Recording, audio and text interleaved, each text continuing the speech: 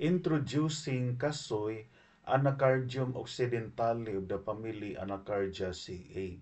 Kasoy is a small tree to 7 meters tall with an often crooked trunk and rough bark.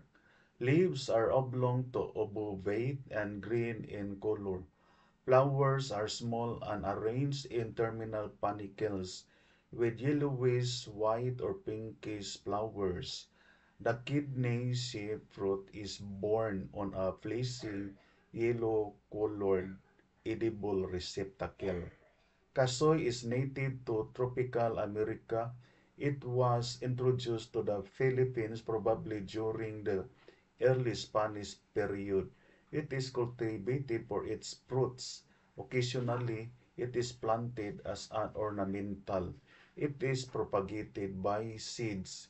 Kasoy leaf extract is traditionally used in treating various diseases in tropical America, especially in northeastern Brazil.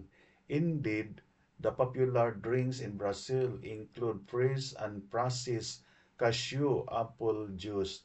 Cashew plants have been used for centuries as folk medicine in South America and West Africa.